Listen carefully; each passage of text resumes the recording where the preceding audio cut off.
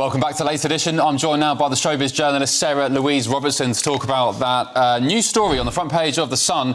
Sarah Louise Robertson, just tell us what's going on here. Another headache for the BBC because MasterChef co-presenter of Gregg Wallace, who of course is under a lot of fire. I mean, damning allegations substantiated, to say the least. Now, John Torode, his co-presenter, has come out tonight and said, I'm being accused of making a racist remark. I don't remember it, but I apologise anyway. And also, the BBC apparently ordered him to resign over the weekend and say that that he was suffering some sort of mental episode. Are you there, Sarah?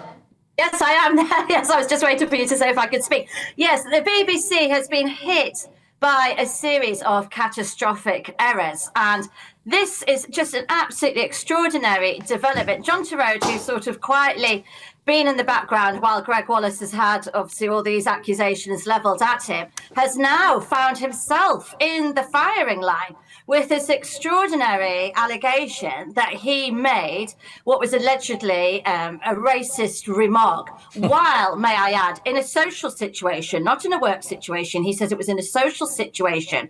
Apparently, it was sometime between 2018 and 2019. He claims to have had no recollection of the remark and that the person who was on the receiving end of the remark was not offended.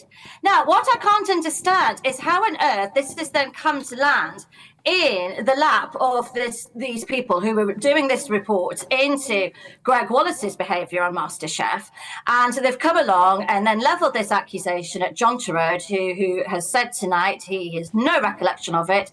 He is not apologising for something that he has no recollection of doing or saying, and that the person in question wasn't offended and didn't feel that any offence had been made. It's just mind-boggling. It's like something you would expect to receive, I don't know, in communist Russia or China, you know, like the thought police telling, you know, what to think or what to say. And then to use this excuse of, oh, well, look, if you just say it was you had a mental health problem and just go away quietly and then no more will be said about it. Well, good on John Torode. He's, you know, he's I think Australian or New Zealand. He speaks, you know, he shoots from the hip and he says, no, I'm not going to do that. Why should I? You know, as far as he's why do you think Sarah Louise? Nothing wrong.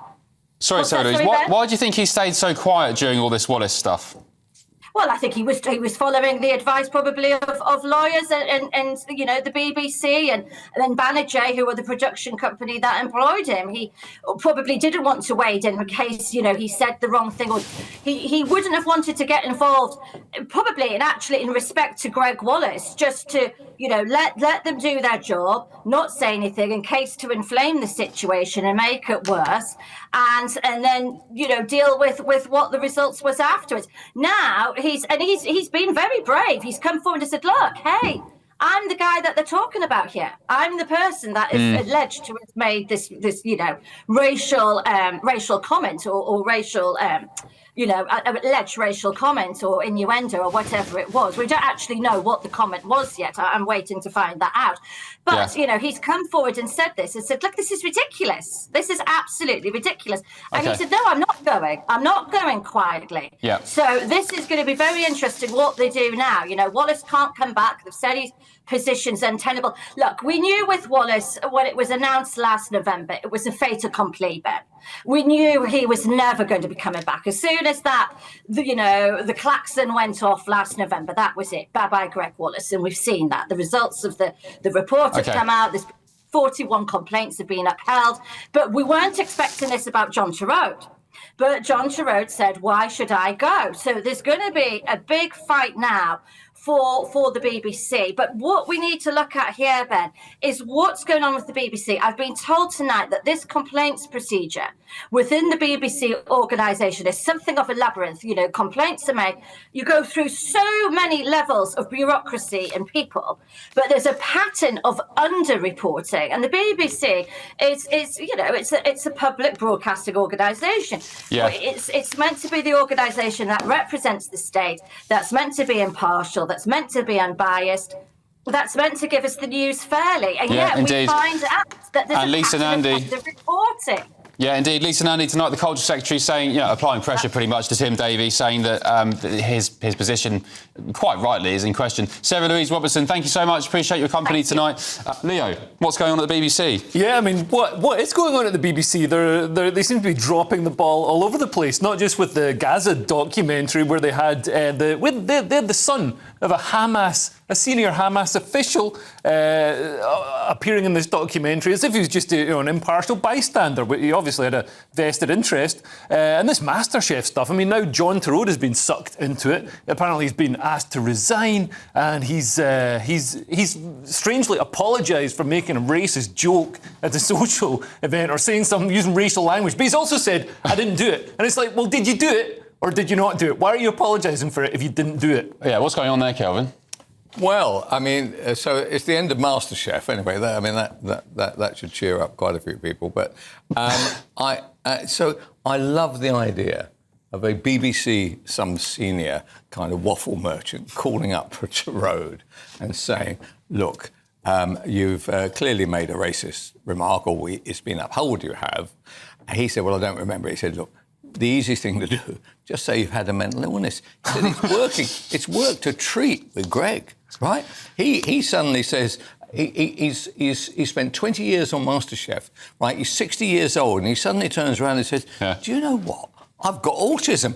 And by the way, I've got a certificate that says I've got it. Why don't you try the same stunt? He seems to have done perfectly all right. And not even that, Chris. Gregg Wallace said, I have autism now. And by the way, aren't the BBC awful for not recognising that and helping me with my disability?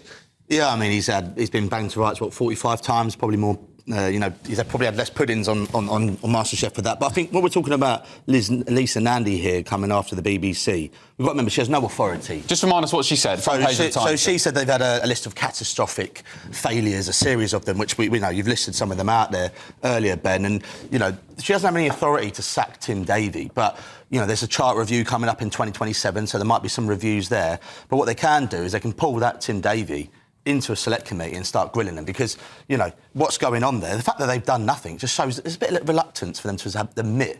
We talked about the Hamas documentary, we've had the Bob Villan numpty the other week, and it's just been a series, and now we've got BBC rolling out the MasterChef nonsense. It just seems to be all over the shop. So we can't be making she's shaking the tree by calling them out, but the rotten fruit hasn't dropped yet. Will he be going then, Leo? Tim Davie? I'm not sure. I mean, it looks like he should be going. I mean, to have this many cataclysms in such a short space of time. It's funny though when hold on, Gregg Wallace. Have you got a mental health issue? Oh man, absolutely. Exactly. Absolutely. I've got so many to pull. Ben, have you ever thought? You know what it reminds me of? Remember when Kevin Spacey had all the allegations? Then he was like, "I'm gay," and it's like you can't just do that. It doesn't exonerate you from whatever you did. You can't just be like, "Hey, and I'm scared of spiders," and that gets me off the hook. Well, you might see Gregg Wallace doing a sort of Motability advert or something now with his recent announcement. We should all try and work out what their next careers are going to be, right? If Gregg Wallace could go on some clapped-out radio station and do a Saturday show, I think he'd probably do all right, wouldn't he? Yeah. Well, I think people forgive now. I first learned this in America, right? It used to be over here, directly anybody said anything about anybody, boom, your career was over. In America, it's not like that. 1 minute, for instance, there was a politician there who had some problem about his penis, right? He couldn't stop getting it out, right? Next minute, he's running for office again. I reckon he might have a new trousers that, doesn't wear pants or something like that. He's going to have a new trouser range. Good idea. New trousers. Well, Gregg Wallace he's now a life coach. He's doing some Instagram videos on nutrition and crisis management. I'm not joking. That's not a joke. What's funny about that? Do people pay for it?